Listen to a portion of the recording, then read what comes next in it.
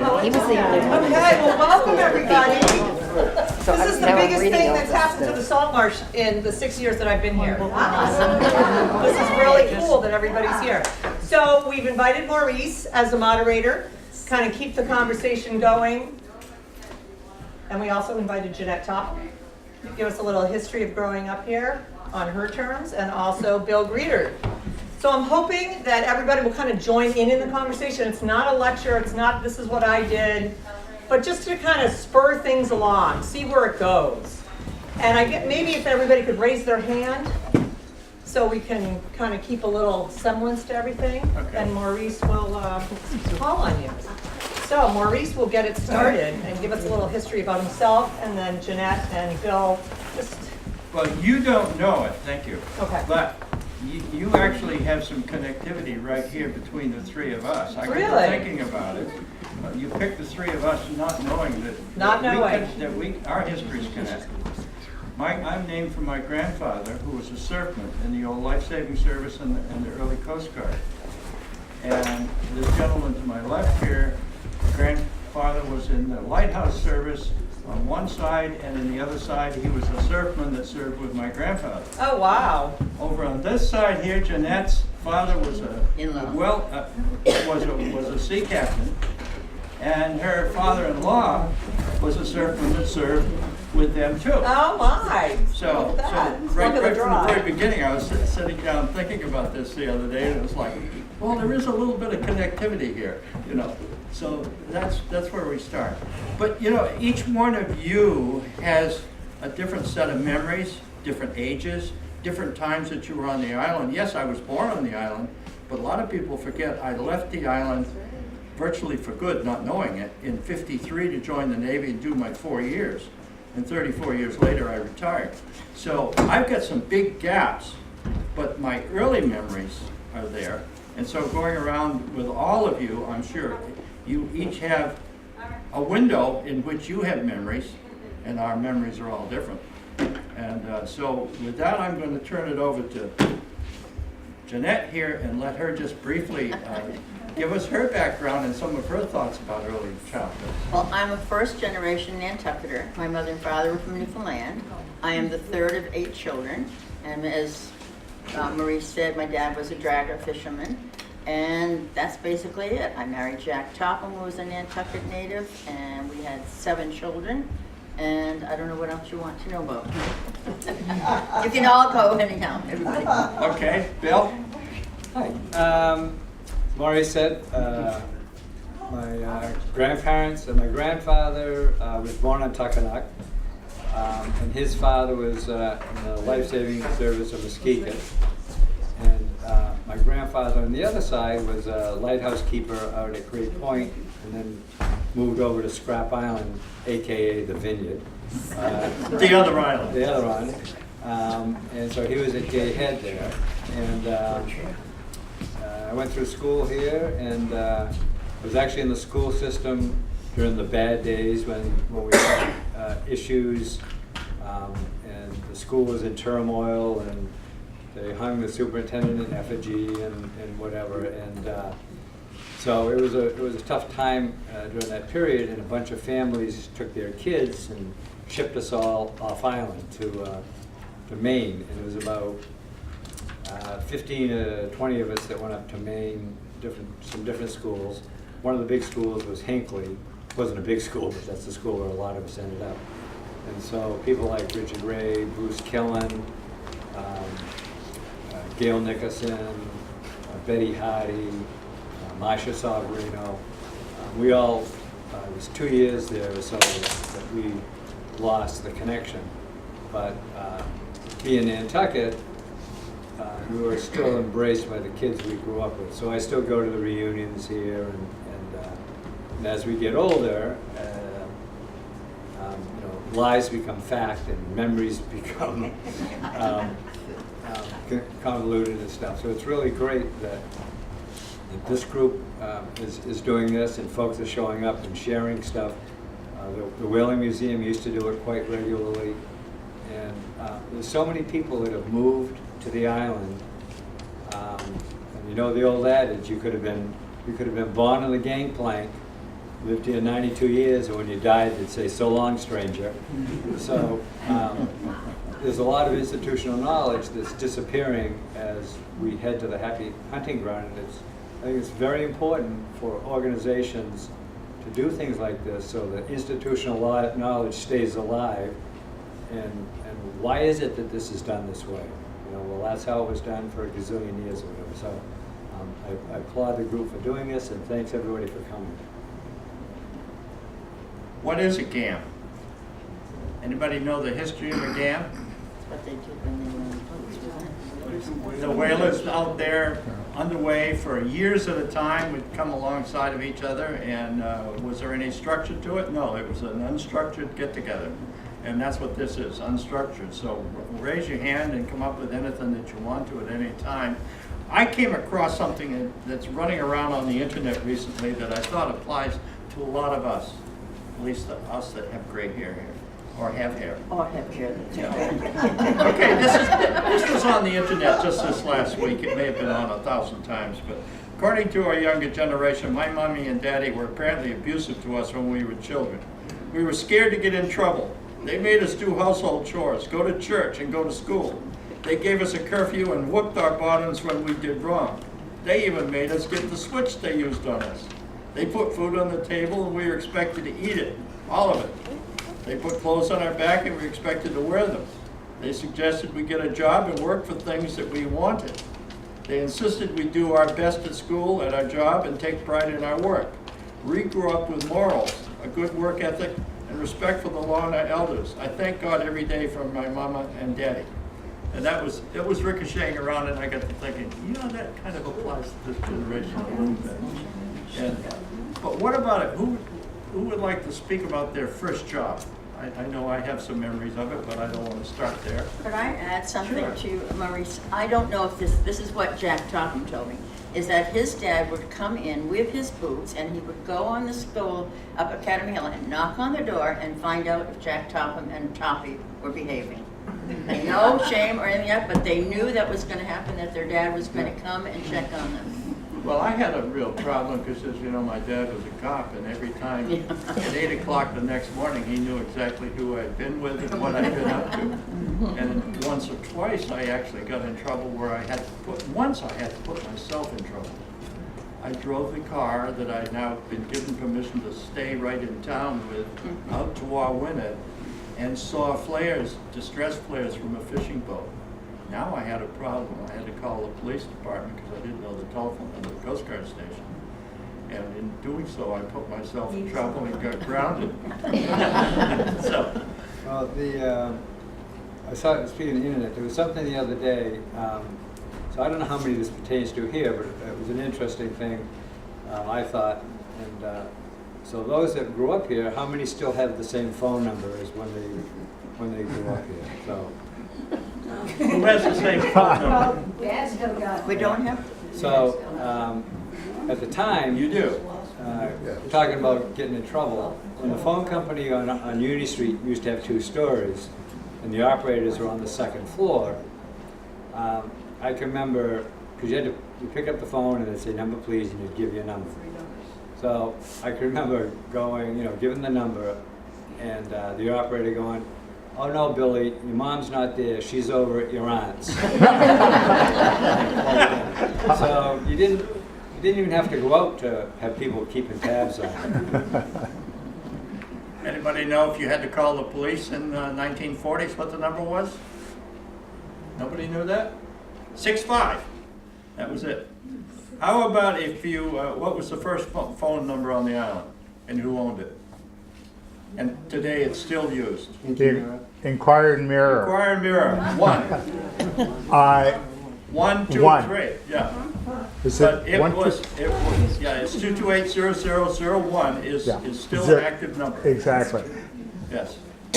My father was a fireman, and the fire station was 105. 105, My right. Aunt Marion was an operator on that 2nd floor. And every time you go to the phone, and my mother would say, "Don't say anything to Aunt Marion. She can't." So I would have to, sneak. "Hi, Aunt Marion." She was one of the number players. Now, how many veterans in here that tried to call home from somewhere else and had the problem of, you gave the number, in my case it was 997, that was Cena's number on 16 York Street.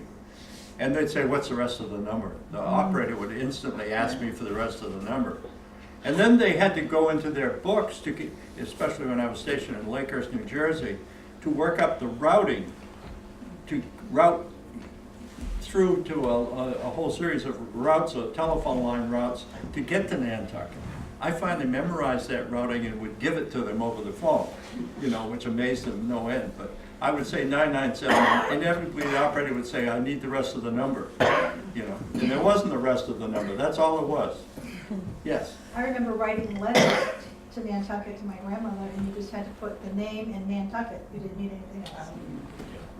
I had a boss here on the island, and all of you remember Alfie. At Christmas time, he simply used my nickname and put it in the post office for a Christmas card. I got it. I got it. What's your nickname? You know my nickname? No, what is it? Micey. Micey? Yeah. How did I get that? I don't know. My grandfather, the surfman, was nicknamed Micey Gibbs. Oh. And so I inherited his name and I inherited his nickname. Oh. Yeah. So. And my bit of history on the telephone is that the dial system came in on June 18th, 1961. As I was in labor, I said to Jack, don't forget to dial. And that's how I remember the day, because then John was born.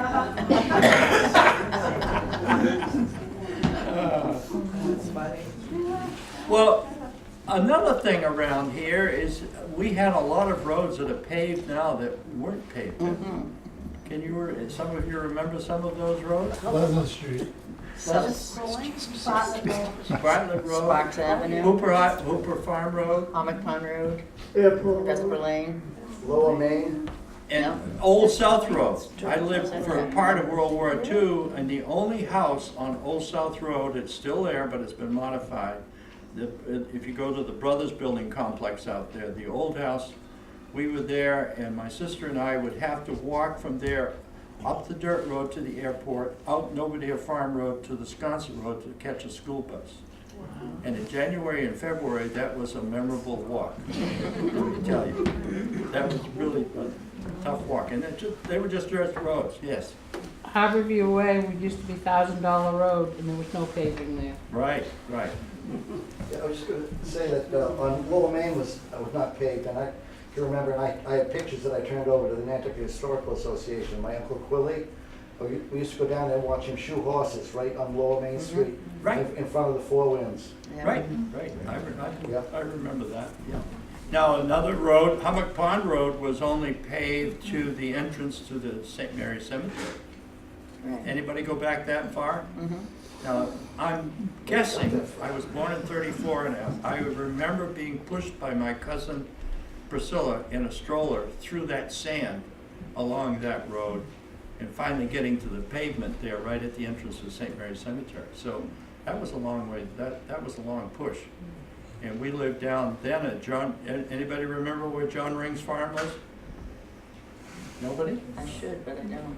John Ring's farm? My dad was managing it until the farm folded. I hope it didn't fold because of him, but it folded. Well, you know where Preston Manchester lived, many of you do. That was where the farm was.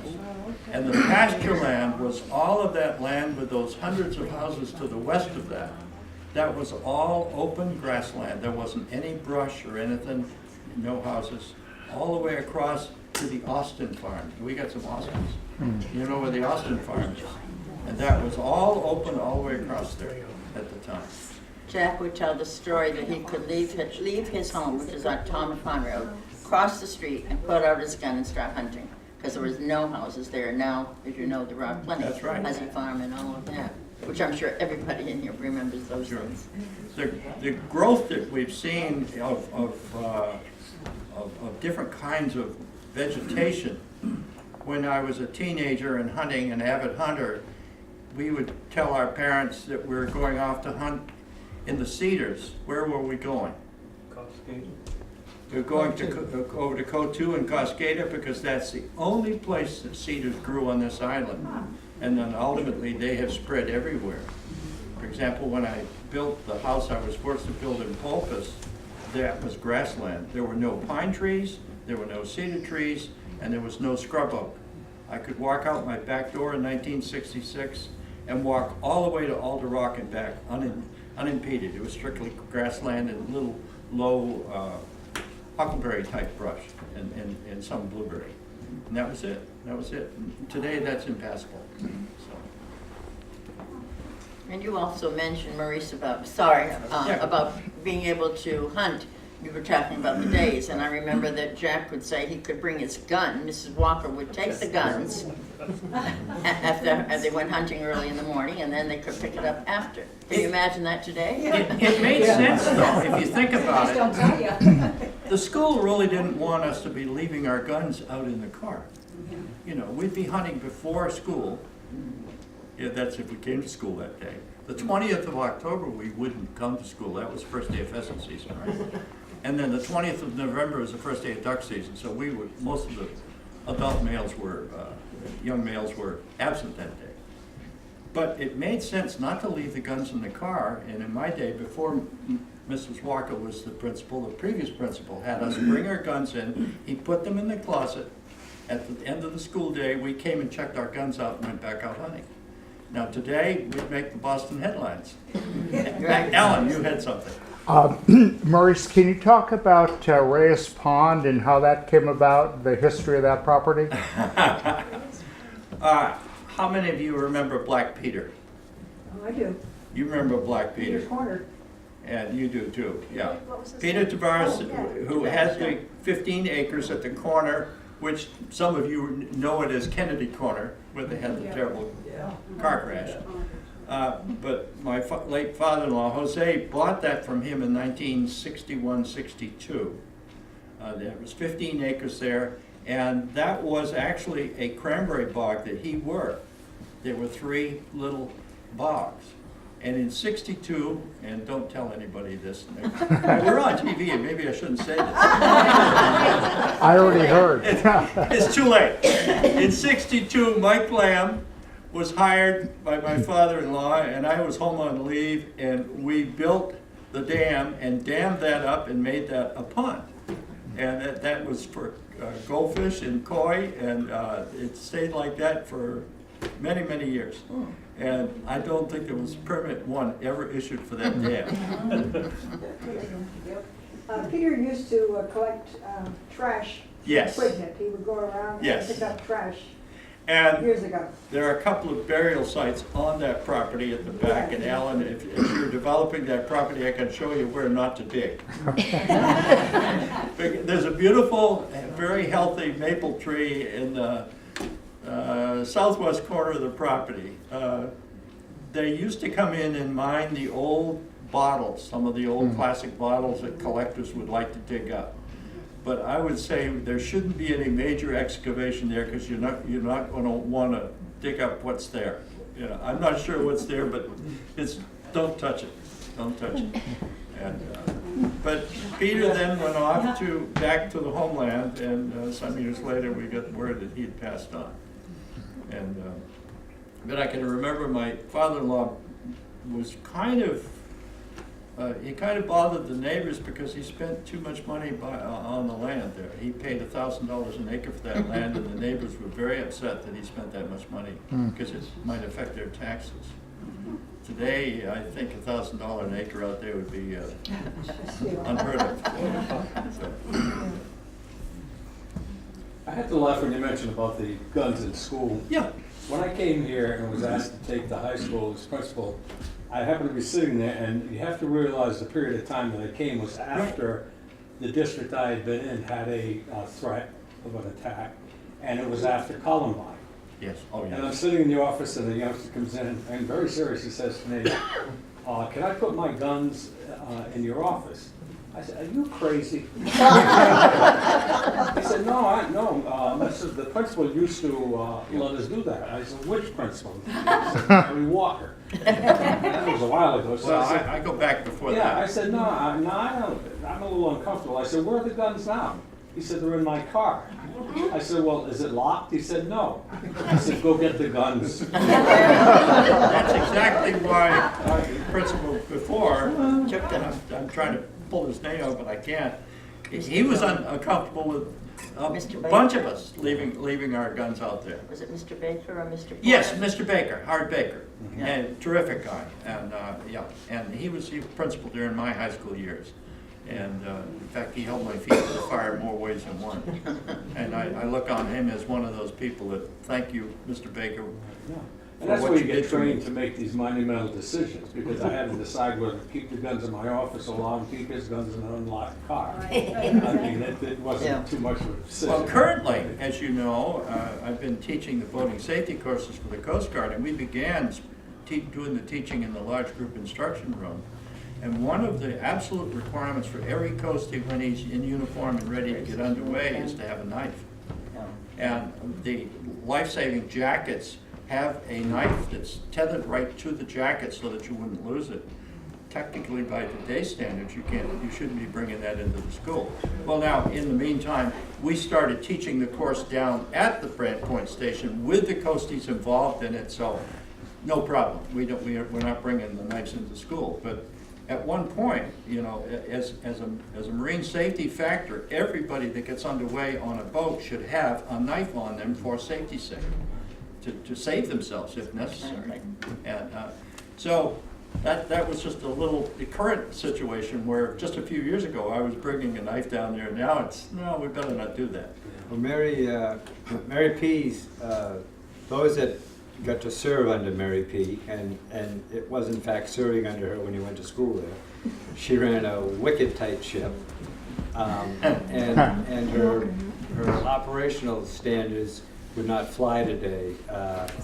She would march herself into the boys' locker room without any thoughts. We got a call one day over the auditorium, the classroom speakers.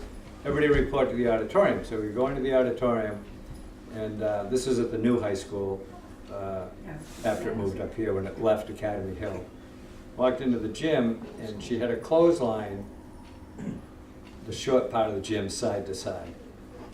There was all these articles of clothing hanging from the clothesline. Bras, jock straps, shorts, t-shirts. Careful now, we're on TV. Yeah, it doesn't matter. Well, like I say it in French, jock strap. And so her announcement was, I walked through to the locker rooms, it's a disgrace. I want people to go up there and identify their stuff and take it home. And so you'd see people go up and take their stuff. And there wasn't much left hanging when it was through because she shamed you so much. But I mean, today if you had a lady's principal walking into an opposite sex, anyway, you just couldn't do stuff. It wouldn't happen. No, she had an iron fist. On the Mary P. End of it, I wasn't a hunter, but I remember one time, I forgot what I did, but I was called down to her office, and it was hunting season. And I went in and I meekly worked my way down the hall and knocked on the door. And I went in, and there she sat, and I can still see her today, sit at the desk like this, and all around against the wall, back there were shotguns. There must have been 15, at least 15 of them. And I said, oh, Jesus, which one is she going to shoot me with? She also had a thing where she had two ways of maintaining order. She had these high heels, and I think she got taps on them from Sammy Davis or somebody. But if you were in the classroom, you could hear this tap, tap, tap coming down. So right away, and this is when the school was in trouble. I mean, we had teachers that turned their back, and it was the Wild West at the time. And things would quiet down because you'd hear the tap, tap coming. But then when she wanted to catch somebody, she would walk on her toes. But what gave her away was she had enough perfume on for the attack. So you'd be there, and all of a sudden you go, uh-oh. Here she comes. By the time you realized it, she had you by the ear. Well, for you that didn't attend school during her time, I can remember there was a distinct tempo to her. Tappity, tappity, tappity, tap. You could tell she was coming you know, she wasn't in sight yet, but you could hear her. Also the degree of upsetness, because if it was Yeah. a fast Right. cadence, we're in trouble. How about the bracelets when she would She be was writing? strictly an English teacher when I was there, she wasn't Yeah. the principal. But she had bracelets when she'd write on the chalkboard for you could, she always had them. How about going back to World War II? How many people were living here on the island during World War II? Memories of that? Blackout Where you lived windows. down there, what was sitting down there opposite you out on the water off Children's Beach? Do you remember? Do you remember seeing 3 PBYs with USCG on the side of them? The They used to be moored there. The ducks. Where did they moor the PT boats? Anybody remember that? They had those boats that came ashore, ducks, were they called? They had the Duck ducks, boats. sure. Yeah. Yeah. Some But, of them were on the South Shore. Yeah, but how about the PT boats? Where were they kept? Where the INO comes in today, there were always 2 PT boats right there, ready to rush out. And the dock area was generally off limits. If you had business down there, fine, but you know, otherwise it was kind of considered a They security had the area. blackout shades that you had to Yeah. pull. But there were close. no boats moored there by No. Children's Beach. There were 3 PBY patrol boats that would take off up the harbor and take off and go out and search for submarines and then come back and moor up there. And on one occasion, sadly, there was a fatality there where somebody got hit by the prop. And I always had thought they were Navy until I looked it up in the history books. No, they were Coast Guard PBYs. And but I do distinctly remember going down to Children's Beach area, and there they were out there. And mooring boats was off limits. You just couldn't moor them there. It was wartime. They also commandeered the fishing boats You did? Yes. Blackout. They in that had time blackout. frame. My grandfather and I think Clevey, a couple of others, had their boats commandeered by the government and to go search for submarines.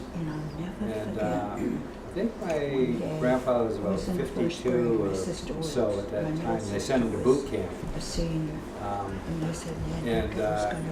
He came back early, and so he was telling my grandmother, she said, "Well, Everett, how come you're back? I thought you were going to be away a while." He goes, "You got me there." They had me running up and down these hills and stuff, and he said, "I told the guy with the stripes, young fella, this isn't happening." And so they sent him offshore in these boats. They gave him I think he had a single shot rusty .22 or something. And they would come across the subs out there that would come up to charge the batteries and stuff. And because they didn't have any radio, so what the hell was the point of sending them out there? And then they just were supposed to document it, I guess. But they didn't lose anything. Speaking of that period, we had lookout towers. Does anybody remember where they were? Mill Hill? That's right. You remember that one there? Do you know what happened to that tower? No, disappeared. It's in Mo's backyard. And we had one at Brant Point. Right.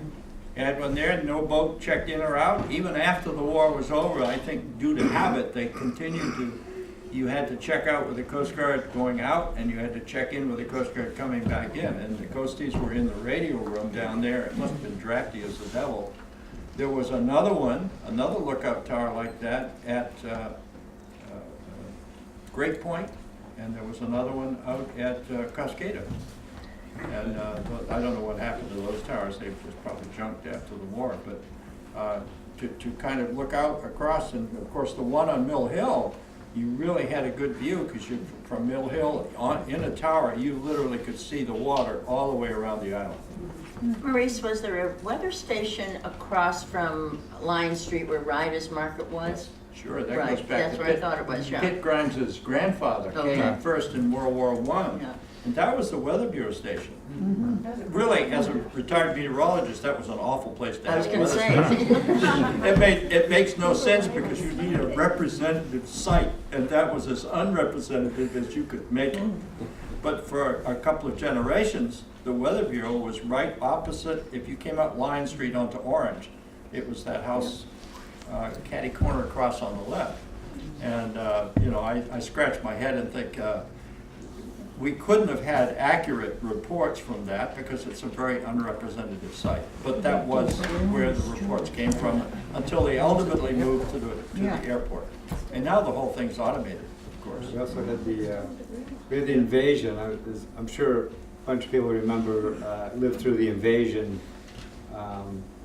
especially the folks out in the Wisconsin section where they woke up one day and the United States government invaded us. The landing craft landed on the beach and they came up and built the Navy base out at Tom Nevers. So one night people went to bed and there was nothing. The next day, you know, the Armada was there. And there's an interesting story that I heard only recently about that. As they came ashore, in addition to the Loran Tower, there were underground cables all through there, and the Navy came ashore with their tracked vehicles and drove over those cables and created havoc, to put it mildly. And apparently they weren't talking to each other. The right hand wasn't talking to the left, and there was quite a bit of damage to the Loran Tower at the time, because it was the cabling underground that related to the signal going out. And they drove a bulldozer right over the top of that. So, yes. Down at the Harbor House, they had servicemen. Yes. And it was another name for that building, I can't remember the name. I can't remember the name, but how about that? There was the USO. The USO. Nikki? Crest Hall. What was it? Crest. Crest Crest Hall. Hall. There you go. Thanks, Nick. Yes, Crest Hall for the TV camera. Yes. And I remember mostly Army down there as a kid wandering around, and of course we went sliding on Step Lane area there and so on. Yes, sir. I wonder if anybody is old enough to have had a similar experience, because I had an aunt who had a shack on the South Shore, and this is 1944, and she would go out there a lot, and I'd go with her, and I'd risk my mother's rash by walking the beach and getting a lot of tar all over my feet. But I found a lot of stuff, and the best thing I think I found was a U-boat commander's hat, old waterlogged. But a lot of other things which I don't remember. I wonder if other people did that, because so much stuff washed up in those Well, I do remember people that were kind of beachcombers that would be out doing that kind of thing. Yeah. Oscar Hamlin was a famous beachcomber, but he did most of his beachcombing down at the Jetties Beach, where people would come and then lose something of value and you'd find it. But beachcombing out there would have made a lot of sense. This is only during the war, then for sure. Now the tar, all of you that were of the right age, you remember that. And that really was, you know, there were billions, not millions, billions of gallons of oil that were turned loose in the Atlantic Ocean because of the torpedoed ships. Right. Yeah. Yes. As a kid, this was our beach. We used to walk down New York Street. Jeanette knows this was our beach, and called it going down the shore. And even down here, when we leave, my mother would say, "Now let me see the bottoms of your feet. How much you got any tar?" And then you rub it in the sand, and you even got it right here. And also, we had the Boys and Girls Club built here, a new Boys and Girls Club built. And I remember that. And it was a Boys and Girls Club when it was here. Yeah. It was originally a boys' club. Where was it? Opera House. Where? Opera House. Opera House. Oh, I remember on Francis Oh, yeah, Street. right. I heard there was one here on Francis Street. Well, before that, it was down on South Water. And in my young days, and who was our first leader of that? Was Gibby Gibby Wire. Gibby Wire pushed that, and we had a boys' club down there, and it didn't have much at all in it except a ping pong table and a screwed up pool table, but it was a way of getting us off the streets. Now, something else that got us off the streets that we can't do today, it's illegal. When I was 10, 11, 12 years old, Chick Silva and myself, Charles Silva, Al Silva's oldest son, would be down fishing for bluefish and sea trout at Brant Point. And then we would go up to Glidden's Fish Market and sell the fish. And that paid for our gear, and that helped keep us off the streets. That's illegal today. You have to have a license to catch a fish and sell it to a fish market. And so, as teenagers and before, this was a great way to keep us occupied and off the streets. But today, that's illegal. And another thing is during the war and before the war, we were poor as church mice. Anybody here get sent down to the piers to see if they could buy a codfish from the commercial fishermen down there? Most of the time they gave it to you. But we'd be sent down to get a cod because we didn't have any other way of getting any food, and they'd give it to you. That's illegal today too. Yeah. On the cod, you just bring up so many memories. When we come home in the big 37 Buick, every now and then my father would come up to me and say, check the back porch. And I would go up the back porch, and Jeanette's father would leave a couple of codfish in the bucket for us. Seldom would they ever Always ask for look on money, the but back we'd be porch. sent down there, my sister and myself would be sent down to see if we could talk them out of a codfish. And I mean, they gave it to me, because they had tons of them. I have a couple of families that told me that my dad saved them because they, like their father had died, and it was a couple of large families, and they said my dad would bring fish every time he came in. First thing my dad did is go to church when he came in from fishing, and then he would go to the rectory and bring fish to the priest. Then he might go and knock up a spa bar or something. Oh, I know what happens, yeah, that's right. That was right on Main Street, Main Street, right? yeah. And a spa cafe and a spa bar. And My I mother think- worked there. You worked there? My Your mother mother. worked there. Your mother worked there. Yeah. I'm sorry, somebody, Margaret. Now, I was gonna say, my father-in-law worked at the ice plant, and he was always getting free codfish. Yep.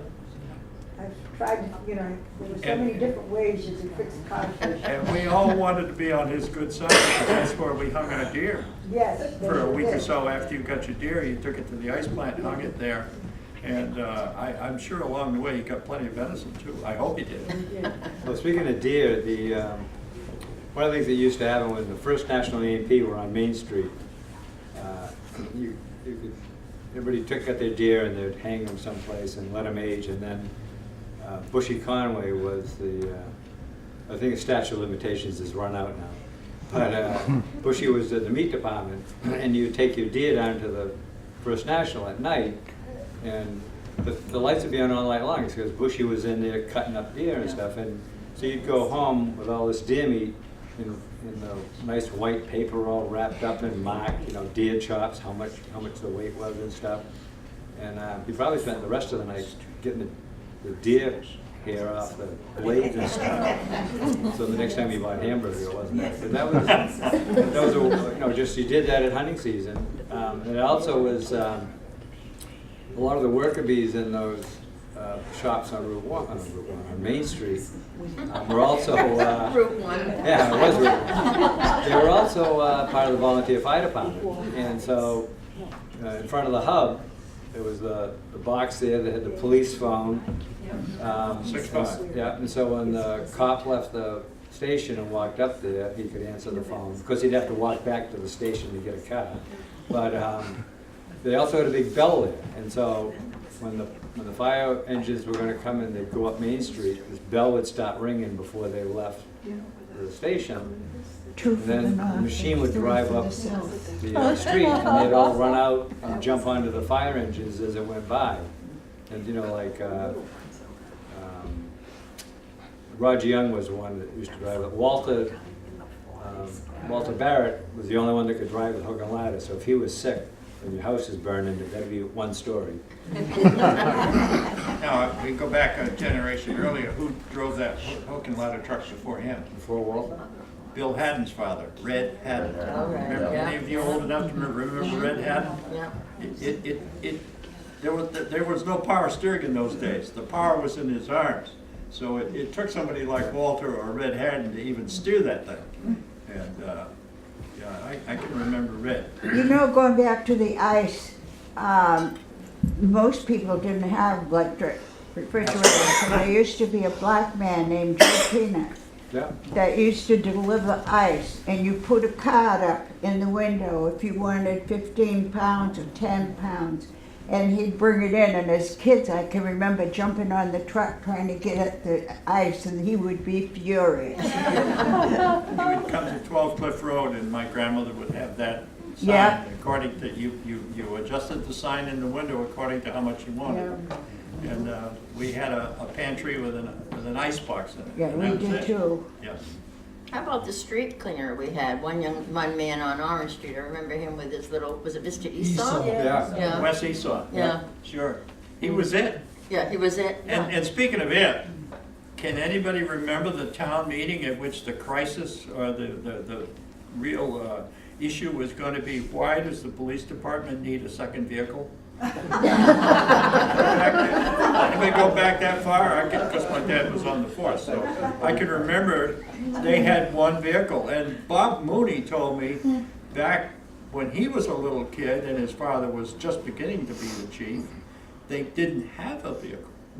And they'd have to call a taxi if they wanted to go out of town somewhere to pursue some sort of a situation. They finally had one, and I can remember as a young kid, you know, I probably was 11 or 12 years old, that the big issue was, what does the police department need a second vehicle for? And the force was 7 people in those days. There was a sergeant. Who was the sergeant? Mr. Wendell House? No. No, he wasn't. No. Simmons? It was Chadwick. Chadwick. And Chief Mooney. And Wendell was a patrolman, Yeah, actually, and that's then it, he yeah. fleeted up Was to Paul become Smith chief. then, the old Yeah. senior Paul Smith? So there was a whole police department were 7, and then in the summer they had 2 augmentees for summer support. Yes. I think the proudest moment I had when I was at the high school was an event we had where we honored people who were veterans of World War II who could not finish high school and had enlisted in the service. And we invited all that we could find back to the high school and gave them honorary diplomas that they would have earned had they stayed. And what was significant about it, not only, I was amazed at the number who actually were involved in that. And secondly, I think the highlight was when Mary Walker actually came. Yes. During the ceremony. Yes.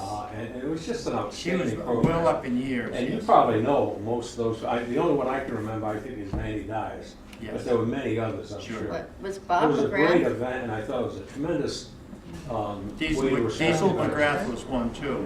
I was in uniform and was part of the That's right. presenting That's at right. that, and that was a lovely Yes. occasion in the auditorium. Right. Yeah. And afterwards, I went over to see Mrs. Walker, and I was not a good student. I'll tell you. And she reached up and gave me a hug, and she said, "I never thought I would do that." But I told her, I said, "You vaccinated me. It just took 40 years to take." And no, she was really a peach, and she was a taskmaster, and I didn't like any part of it, but it really was a fond memory now to go back and think about it. Maurice, what are the rules here? Has the off island got the right to? Oh, well, I've been waiting for you to raise your hand because you're not off island. You're here. We got here in 1964, and my wife and I are waiting for welcome wagon to arrive, and it hasn't got here yet. But I look across the hall here, and I see that master builder, Dickie Ryder, over there.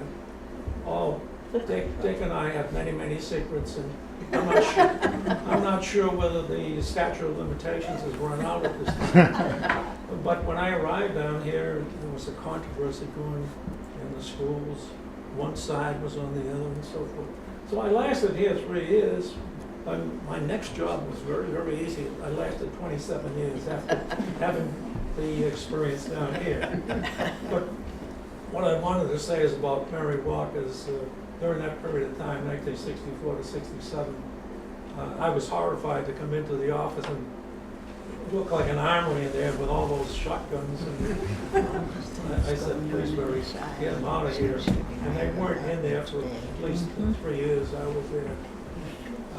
I was worried about those shotguns. I don't know, the students were pretty much on one side and the other, and I didn't want to have armed anybody with a shotgun in there. But Dick over here, he could tell a lot of stories. He built my house out there in Surfside. It was such a nice job he did on it. We had a very wealthy guy come along and buy me out down there. We didn't build this house, we drank in it. Well, speaking of school and my period of time, and I don't believe this still goes on, is almost every Friday night we had a school dance. And I know, do we do that now? And the visiting teams would all be put up in the homes, and most of the dances were in Benton Hall. no, some were in Benton Hall, but Cyrus Career School in my day. Oh, okay. So I'm dating myself. And Cyrus Chris, the little central area there, was just perfect for a visiting team, and we just fit in there perfectly. And we'd have a makeup orchestra of townspeople here. Ricky Lewis's father was usually on a trumpet or something, and a few others. And that's sort of something that's gone by the wayside, as I understand. Just the fonts. Yeah. How many of you were at those dances? You were. What we had also in sports, I mean, for girls, we had cheerleading and basketball, boys football and basketball. But we had teams that would visit and stay with us overnight. And invariably, my mother had 3 daughters who were on the basketball team. Invariably, they got stuck over an extra night. So she had 3 more children in the house, but it didn't really matter, but it just seemed that, and then we would go away and do the same thing in the vineyard or on the mainland. And we played some And teams. made some that new were friends. We Yes. played some teams that were very far away from Nantucket. That I don't see us playing in that same. I think finance is in it now, and we can't go to those distant places anymore. Palmer was there, and Palmer, Canton was in Case, it, yeah. and so on. yeah. Yeah. There were names that we played routinely. That today it's just too expensive to put it together. You couldn't do it. Yeah. Mary P. also enacted the sports for girls that didn't want to or couldn't participate in the basketball, and it was a walking club, if you will. And if you walked out, I don't know how many times you had to do it. If you walked out to the 4th milestone on Matticat Road and back, you could end up getting a letter sweater. So I don't know, they had basketballs on. I don't know if they had a foot on that sweater or what. She had this walking club that she did for kids that couldn't play sports. What year did you graduate, Bill? No, that was your mother, wasn't it? Bill? Yeah, it was my mother, not me. Oh, Yeah. okay. I don't remember that. I was Your asked, mother was that much older. I was than asked not to participate in a lot of sports. We were talking about school and stuff. I remember in elementary school when Francis was allowed to bring his dog to school and it sat beside his desk all day, his collie. Now, I've seen that be allowed today. Actually, that was accidental.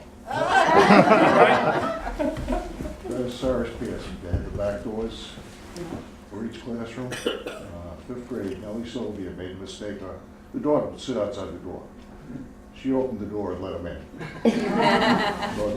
Now, Straight. we just mentioned dances. Most of us as young teenagers or coming up to be teenagers didn't know how to dance. Do you remember where the dance classes were held? Miss Winslow. Over the hub. Over the hub, up at number 4. Yep. And who ran those? Miss Winslow. Miss Winslow. And also Mr. With square dancing. Charlie Charlie Stackpole and Helen Winslow. Later Helen Winslow Chase, but she was I single. took those classes. And Alfie. Didn't help, did it? And in my day, we learned square dancing, Virginia reels, and ballroom dancing up above the hub, up at number 4 is up there. That was a given that all of us, well, a goodly number of us. Where the sewing center is. Yeah. What was the nickname for the Fours? The what? What was the nickname for the Fours? The Peepers. Yep, the Peekaboo Club. Yeah. Because when, especially if those of us that would frequent the Bosa's Locker, and before that was the spa, if you looked over the hub, all you could see was this much of a head, and it was the members all sitting there looking at what was going on. The Pacific Club had their unit of people there too. They all sat in the dark. Yes, sir. I have a quick question. I've heard the word hub a lot, but when did Rogers become the hub? That's a good question. Isn't that when it was owned by? I worked for, I was, one of my first jobs, I worked for Tom McGlynn's mother and father. Yeah. And McGlynn's, yeah. they took it over and the soda farm was taken up. And I think the squares of mirrors are still behind that whatever they've got inside there, because that was the soda fountain. And they changed the name to the Hub. Yeah. Right. And that was a great spot. I can remember, oh God, some of the old timers coming in, smoking their pipes and buying, because I used to work on the counter and so whatever you needed to do, you did. Yeah, that was back in 1959. Okay, see, I departed Nantucket by that time. I was just gonna say, I know there was a sign on it called Rogers, I have a postcard to prove it. Right. Yeah. But I don't know what year that was. No. It was pretty far back. And then Reverend Fred Bennett and his wife Evelyn owned it for a period of years. That was on his second tour here. I don't know if there's anybody here remembers Reverend Bennett when he was on his first tour. He left here in 1938 and went in the Navy and did 20 years in the Navy and then came back here and became pastor of the Congregational Church a second time. But then that reminds me, who relieved him here? Does anybody remember him? In 1938 or In 38. Bond. And he scandalized our church. And he was just a lovely man, and he later became commander of the American Legion. Do you remember Claude Bond? Claude Bond. Okay. That's what it said. Well, Reverend Claude Bond, when he was in college, had been the middleweight champion for the Southeast District of colleges and universities. And he, after he got settled in, started having smokers in Bennett Hall. Anybody know what a smoker is? Oh, yeah. Boxing matches. And Red Haddon and our barber, Joe the Barber, and two or three others would box, and Mr. Bond would get in the ring with him, and some of our rather conservative members just didn't think this was appropriate for a minister to get in his boxing shorts and beat the heck out of somebody in the ring. But he did it. I mean, he did some demonstrations, and apparently he was one very good boxer. And I have fond memories of him because his wife was the person that taught me how to play a piano. Do you remember, I'm sure Dickie remembers, when we used to, for Memorial Day, we'd all, the kids would line up in front of the Athenaeum and would march all the way up. It's like the march at Iwo Jima or something. We'd march all the way up and stop at all the places, go to the cemetery, and have to stand there for Herbert P. Smith, who was the last surviving member of the Spanish American War. And he got up and he had enough medallions. He looked like Haile Selassie. He had all these medals and stuff. And You're dating yourself. Oh, well, it was awful because he was a relative, and to hear the kids go, "Is that guy still alive?" And he'd read the same charge or something. Oh, yes, yeah. Well, Herbert, in my day, we would march from school to the Unitarian Church, and Grandpa Wood, the last surviving, and you remember him, Jose Damage, he was giving the talks, and this would be 41, 42, 43, and I believe he died in 46 or 7 at age 97 or something. But he would give it, and the younger of the two was Herbert P. Smith. Now the interesting thing is, and I don't think you'll ever hear this sung in the Unitarian Church or any other church again, but we used to sit there and sing Marching Through Georgia.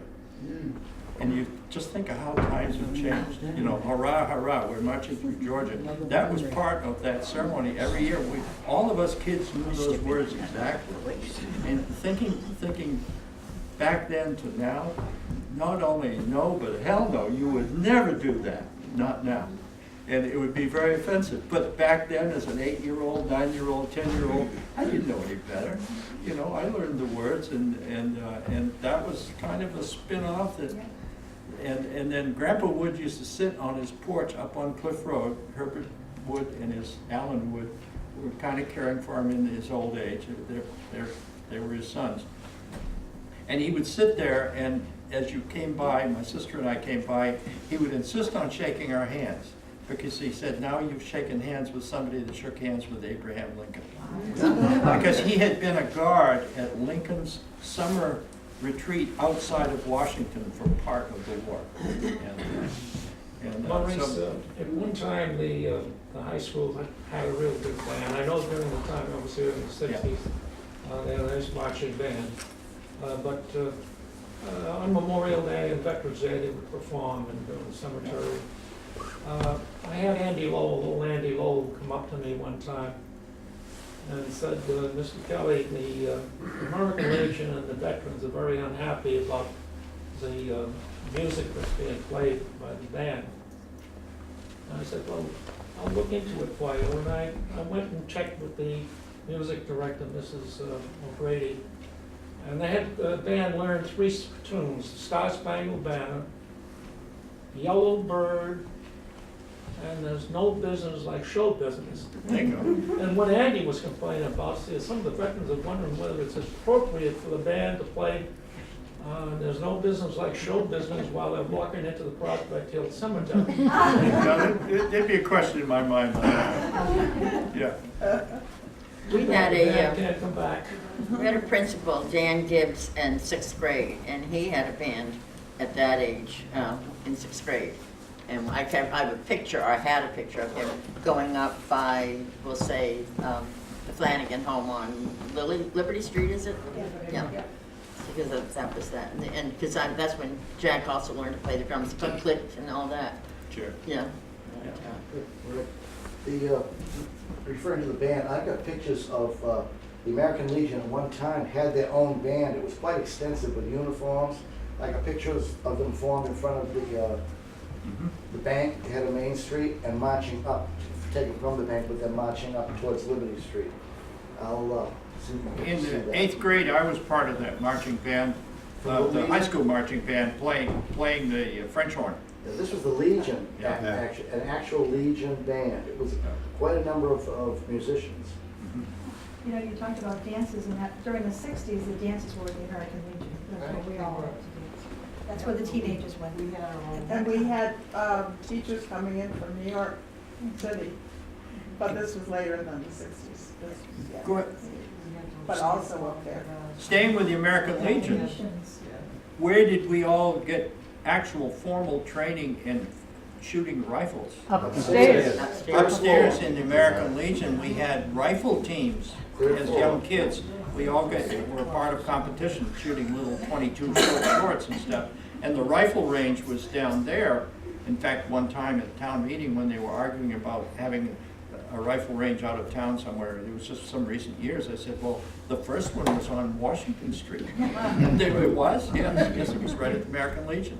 So Herbert P. Smith's daughter-in-law was a champion marksman up there. Yeah, right. We put in the 3rd floor, and I was one year that I was commander, there was all the wide floorboards were taken on at one point and sold to Mr. Beinecke.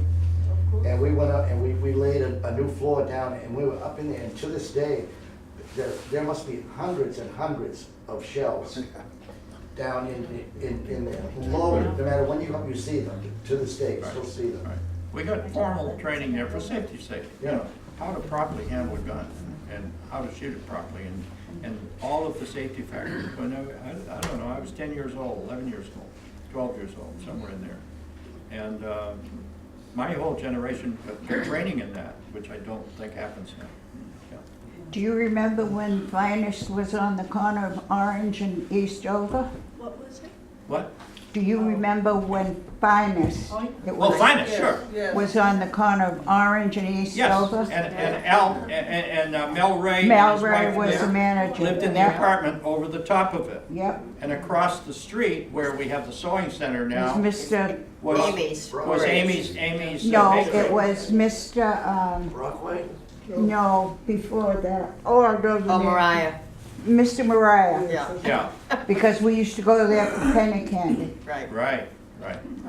And I can remember my mother giving me 10 cents and saying, go see Melvin and get some spiced ham, and you'd get a pig piece for 10. Now, my wife, Millicent, lived on Twin Street, the only house on Twin Street, one twin.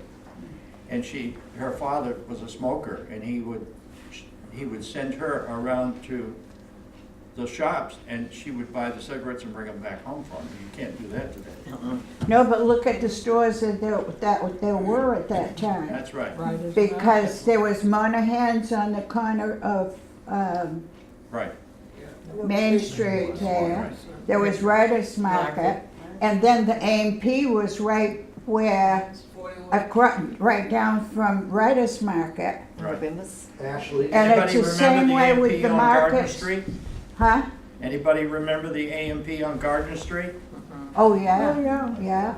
It later became the Christian Science Yes. building. Yes. Well, a small world story, doesn't relate so much to Nantucket. Who were the couple that ran that A&P? The Bickerstaffs. Does anybody remember the Bickerstaff family? Yes. Well, in the 1970s, I was on the faculty of the War College, and this very elderly couple were attending our congregational church in Rhode Island, and it was the Bickerstaffs that managed that. Talk about small world, you know, what goes around does come around. So on that note, Yes, we've let's do it. been here for an hour. We've been here an So hour. we'll stop it so we can do it again. Okay? Yes, everybody's Now- got places to go and things to do, but And thank you all for coming. For any of you that want to stay, I'm going to have you come and identify these people from the Nantucket faith. So anybody wants to come up here and see who these people And are? I also brought some photograph books and scrapbooks that was Jack's and mine, if you want to look at pictures, are on that table. I'll put mine up on that same table for a minute. Okay, Just to great. say, oh.